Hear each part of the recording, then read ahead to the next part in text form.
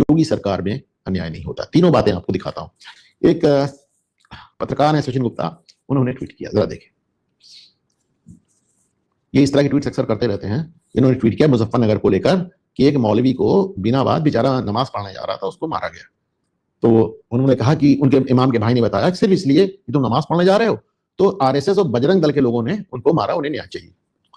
तो साहब एफआईआर भी दर्ज हो गई, लेकिन एफआईआर दर्ज हुई थी फिर। अच्छा, एक है वो साइमा, जो साइमा रेडियो मिर्ची वाली, उनका सिर्फ काम ये एजेंडा चला, एकदम झूठ बोलती है बंदी। मुझे तो समझ में, देखिए पहले उन्होंने उसको तुरंत इसको उन्होंने आगे कर दिया। उन्होंने कहा कि एफआईआर क्या होती है, इनको तो ये करना चाहिए, वो करना चाहिए, वगैरह वगैरह।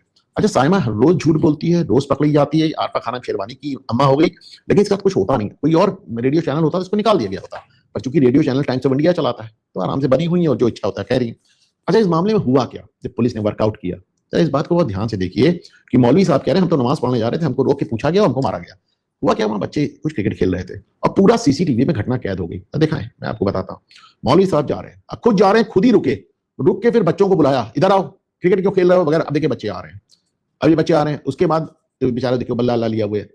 उसके बाद बच्चों को लगा कि मौलवी साहब का दिमाग खराब हो गया, बिना बात झाँ झाँ कर रहे हैं, तो उन्होंने कहा छोड़ो यार, इनसे क्या बात करनी है, वहां से उठ के चल दिए। जब चल दिए तो मौलवी साहब ने कहा कैसे कैसे, मैं मौलाना हूं। उन्होंने गाड़ी खड़ी की और आके उन्होंने बच्चों की पिटाई शुरू कर दी। ये देखिए, खुद ही पटक पटक के मारना शुरू कर दिया और फिर बल्ले से पिटाई शुरू कर दी। पहले तो एक आध बच्चे उनको बचाते रहे, फिर आसपास के लोगों ने कहा यार ये क्या तरीका है, मतलब आप उन्हीं के मोहल्ले में उनको मार रहे हैं इतनी बुरी तरह, तो साहस भी देखिए, सामने वाला बल्ला पकड़ने का प्रयास कर रहा है। फिर धीरे धीरे करके वहां पब्लिक आती गई और उसके बाद मौलाना साहब दौड़ा दौड़ा के मारे गए, आप देखिए। और हालांकि मौलाना का हौसला कम नहीं हुआ, पहले मौलाना देखिए भाग रहे हैं, उसके बाद मौलाना काउंटर अटैक भी कर रहे हैं कुर्सी उर्सी लेकर, लेकिन फिर उनकी इतनी पिटाई हुई कि जितनी दुर्गत हो सकती थी वो सब हुई उनकी। Just look at him. तो अब अगर ये सब हरकतें और फिर भागते गिरते पड़ते भागते जा रहे हैं, ये भी देखिए लोगों ने वापस इनको दौड़ाया नहीं। तो अब ये वीडियो मैंने आपको इसलिए दिखाया कि इस तरह नैरेटिव बनता है। आरएसएस बजरंग दल के गुंडों ने नमाज पढ़ने जा रहे एक मौलाना को पकड़कर उसकी पिटाई की, और आपको मालूम है ये खबर आज अभी बीबीसी, अल जजीरा सब जगह पहुंच गई, सीसीटीवी सामने आ गया। Now you can see that. और ये Saima, this is someone to look after, ये लड़की एक दिन जेल जाएगी, मैं आपको बता रहा हूं, क्योंकि इसका बहुत दिमाग खराब है। अच्छा, जो मैं कह रहा था, ये फ्रस्ट्रेशन है, सिर्फ फ्रस्ट्रेशन। राह चलते झगड़ा कर रहे हैं, वर्ल्ड कप के नाम पे झगड़ा कर रहे हैं, क्रिकेट खेलने के नाम पे झगड़ा कर रहे हैं। और क्यों झगड़ा कर रहे हैं, ये वीडियो में एक महिला बहुत साफ साफ बता रही, सुन लें।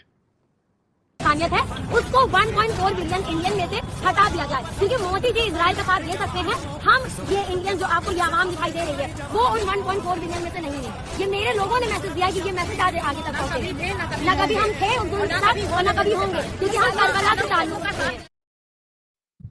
हम भारत के नहीं, हम करबला के, आप इजराइल के साथ हैं, हमारा नाम इस देश की जनसंख्या से हटा दिया जाए। तो कहता हूं तुरंत इमीडिएट, तुरंत इनकी ये इच्छा कबूल होनी चाहिए।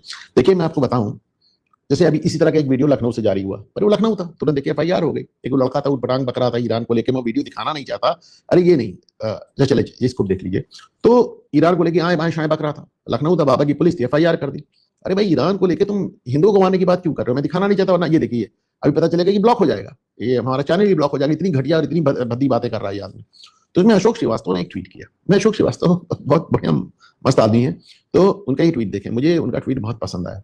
उन्होंने कुवैत के 3 आदमियों का जिक्र किया। उन्होंने कहा कि साहब ये कुवैत में ईरान के पक्ष में नारेबाजी कर रहे थे, कुवैत ने इनकी नागरिकता छीन ली और कहा आप जाओ, तुम ईरान ही जाओ।